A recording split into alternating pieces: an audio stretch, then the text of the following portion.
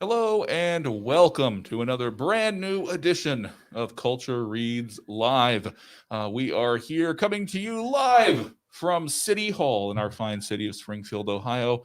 We are here today talking to a series of guests about a very exciting initiative that is underway. You might recall every year in September, we typically have Culture Fest. It's an opportunity for us to come together on City Hall Plaza and celebrate the vast variety of cultures that we have. People of different backgrounds, different experiences coming together to share their insights and get to know one another. This year, things went a little differently. And so, as a result, we are presented with an opportunity for us to still further our knowledge of one another and engage with cultural issues. But we're doing that in the 2020 way, which is this project here called CultureRead. Those of you who are unfamiliar with the project, perhaps you missed our first episode. We have a selection of books that were put together by the Culture Reads Committee. These books are all on the topic of engaging with racism. So we have an opportunity now throughout the city for people to select a book to read, to talk with one another in the form of a discussion group, and to reflect on some ideas related to racism. I have a very special guest with me. Adam Banks is here. I'm going to pause and let Adam say hello and introduce himself. Welcome, Adam. Feel free to tell the people listening about yourself. Well, thank you, Jack. Thank you for the welcome. Thank you to the committee for inviting me to participate. But I am Adam Banks. I serve as pastor at First Baptist Church of Springfield and have been there for just over 4 years. But like I said, I'm thankful. I'm happy to be here joining with you today. Fantastic. So glad to have you with us. Now, the idea of this project, Adam, is in place of the live event of Culture Fest for this year, as we are looking forward with eager expectation to next year's event resuming. We have put together a book study opportunity, and there are a variety of books to choose. Did you select a book to read? Yes, I selected How to Be an Anti-Racist by Ibram Kendi. And I'm reading it along with my congregation, First Baptist Church, and I give thanks for the congregation's intentionality and just spirit of wanting to learn more, spirit of humility and commitment for justice. Yeah.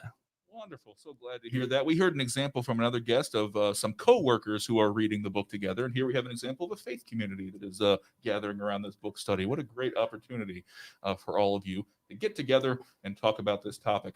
Let me just start off by asking, why is it that you chose to be a part of this particular project? What about this made you decide to be a part of this book study? Yeah, that's a great question. As a congregation, I'll share our mission statement. First Baptist Church's mission statement is we are called by God to do what is just, to live in humble fellowship with God, to love God profoundly and all people compassionately.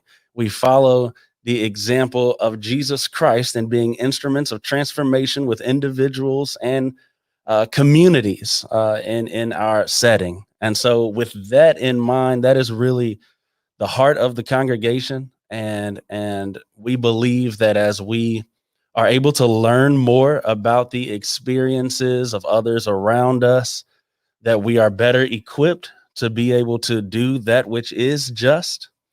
And some might say, well, the Bible is enough. We could just focus on Scripture, and amen to that. But also, we do believe that our understanding of Scripture, our grasp of theological concepts is strengthened when we are able to better appreciate the real lived experiences of those with whom we share in community and space together.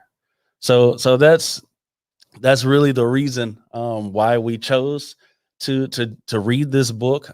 We did look and kind of brought it to a vote as to which book of the three presented by the committee, which one we would pursue, and just the group chose this book, and I'm thankful. I have enjoyed reading the book, learning, being challenged, and being stretched. And I believe that our whole congregation has, or everybody participating in my group, has been stretched and challenged as well. I do want to just say that I understand the ways in which I do represent the congregation, but I do not mean for my comments and my thoughts to be over representative or just completely blanketed over all of the many opinions and perspectives represented in my group. So yeah, just want to throw that out there. I'm so happy you said that. What a great way to phrase that. Here we've got Adam with us, who is one of the voices who is a part of the discussion taking place over at First Baptist. But the beautiful thing about a project like this is when we get a chance to gather around a text, we do get to express our own unique perspectives, our own unique experiences. So I appreciate that you made it clear that you are not the sole spokesperson for everyone's viewpoint there at your church. Even if I can go a step further, Jack, I don't mean to cut you off. But even I am aware of other congregations that are doing some of this similar type of work, engaging in the reads and efforts focused on addressing issues of racism. Downtown churches that are involved in the Becoming Beloved community group, as well as other churches such as those who make up the Samunye group. And so I am thankful not only to be a part of a congregation that wants to be involved in that which is taking place in a larger community context, but even just a faith community that wants that wants to be involved in addressing some of the structural issues and systematic issues that many face, that many are affected by. Yeah. What a sense of togetherness there, a community-minded viewpoint. It's not that any one of us, any one group, or any one individual has all the contribution, all the thoughts, all the opinions, all the perspectives. Here we have a sense of the individual work of the members of your congregation, the work of your congregation as a group, but then also fitting that to the context of the works taking place throughout our community. Thanks for sharing that. Yeah. Now, it sounds like your congregation had a role in selecting this book. It sounds like there was a vote process that took place. Could you speak to, is there anything that came out in terms of why this particular book, for those of you just tuning in, Adam has selected to read with his congregation, How to Be an Anti-Racist, that is by Ibram X. Kendi. Why is it this book is the one that was selected? Was there something that stood out about it to you or your group? Again, I don't mean to misrepresent the larger group, but I do believe that the identity of the author himself had a role to play in the decision, that it is written by a Black man, and one who is able to speak on the topic of racism from a particular perspective. I think also some folks had heard him speak, and some people had become somewhat familiar with the text, and so wanted to approach and work through this text as a local community of faith in order to receive some direct practical steps that we might be able to take in order to be proactive in addressing issues of racism. Thank you. You mentioned there that it very much is tied in this person, Ibram Kendi's personal experience. I'm noticing that in the text, he actually utilizes his own experience, his autobiography, in a way to help drive the conversation. And so one of the questions I've got here for you is, what have you learned so far about his life and his walk with racism? And then do you identify with any of the experiences? Is there anything about his personal experience and what he has shared that speaks to you? Yeah. So one thing that I admire very much so about the author, Ibram Kendi, is his willingness to place himself in this context of racism, showing how he might have been or has been complicit and contributed to these issues, not helping, but actually hindering those affected by racism. He talks about some of the ideologies that he held fast to, as a young person and even growing up through high school and entering into college as well, as he advanced in his academic career, he became more self-aware of these ideologies that further placed issue, or focused the problem in on those most greatly affected or hindered or oppressed or marginalized by uh, racism, and even racism being defined in a very helpful manner, I think, by the author. Racism being when policies are implemented that have an effect on people based on races, that creates hierarchy. And so when there are inequities between groups of people based on their race that are supported by policies, that's racism. And then as an outflow of those policies, ideas are created in order to support that. And so just with these definitions, I believe that he helps his audience. He certainly helps our reading group to better understand what racism is. And without having that initial foundational understanding, it would be very difficult to address and approach different strategies in order to dismantle these structures that continue to oppress and marginalize based on race. I find it interesting that that the author did not call this book "How to Be a Not Racist." It's "How to Be an Anti-Racist" is the title, and I'm going to read something directly from my page here, just because I want to get this quote directly. The book's central message is that the opposite of racist isn't not racist. The true opposite of racist is anti-racist. Now, here's what Kendi writes in the book, again, How to Be an Anti-Racist. The good news is that racist and anti-racist are not fixed identities. We can be racist one minute and an anti-racist the next. So what I'd like to ask here in our closing moments, I could talk to you all day about this, but for time's sake, I'll just ask you the one more question here. We want to give the audience just a taste of the text. Of course, you can dig in deeper when you get to be a part of your own group. What does it mean to be anti-racist? The author makes a distinction between just being not a racist and anti-racist. Could you speak a bit about that distinction? Yeah. And then I will come back and finish answering your first question. My bad on that. I kind of cut that short. But so racist again is one who supports policies and then holds on to ideas that create hierarchies between races. Is his explanation of it. And then to be anti-racist, again, saying that it's not enough to say I'm not racist. That would be like straddling the fence or trying to say I'm not a part of this game. But he's making it very clear that each and every one of us is a part of this. And again, he points at himself as a Black man, showing how he had embraced ideas and practices that contributed in a negative manner to this. And so he's saying that we all have a role to play in this, and we are all at one point either racist or anti-racist. And to be anti-racist would be to approach policies from a perspective of implementing practices that create equity, and honor the equality of all people,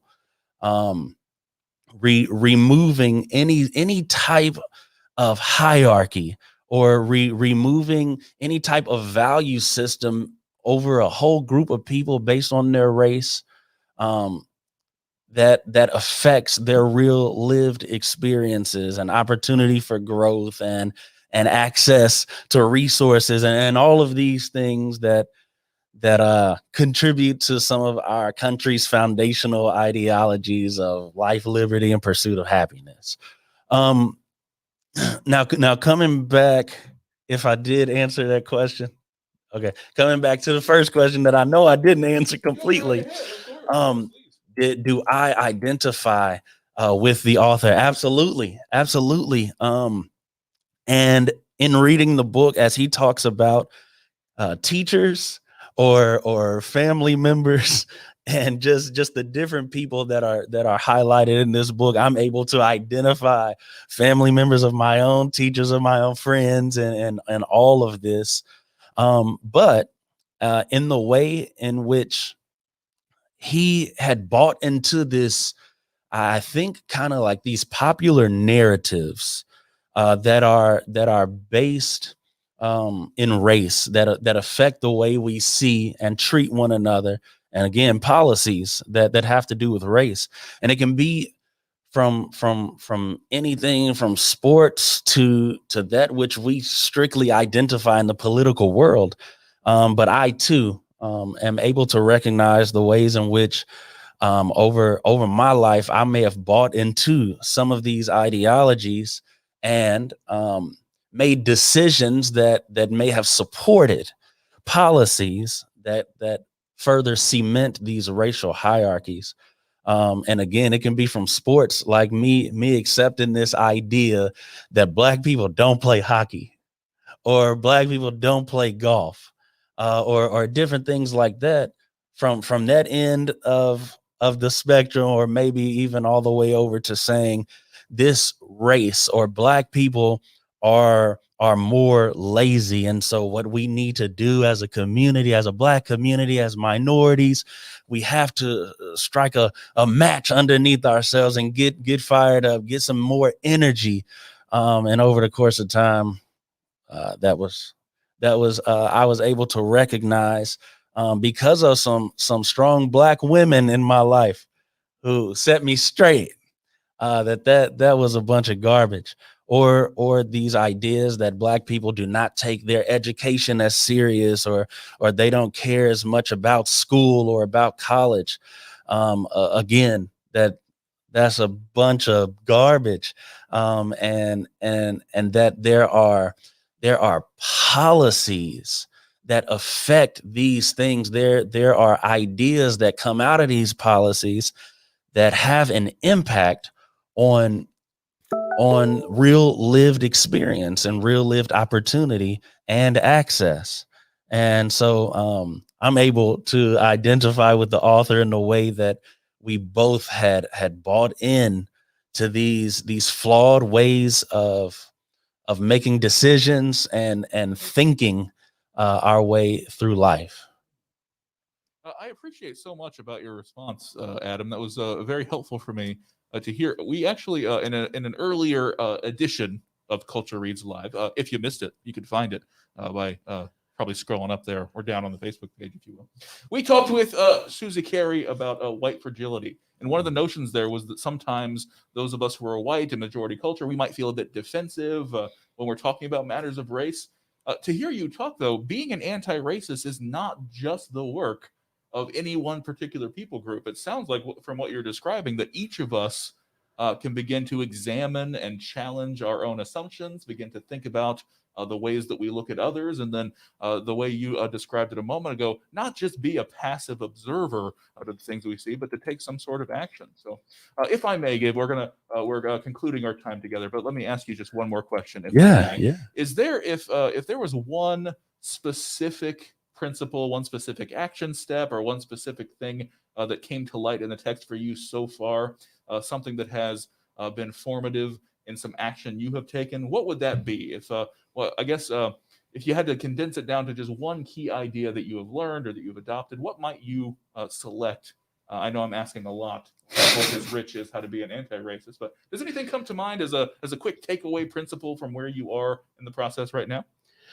Yeah, I think where we are right now as a country, um, and just as a nation, where we are in our political season, that my approach to exercising my rights as a citizen are impacted by the thoughts shared here in the book "How to Be an Anti-Racist" by Ibram Kendi.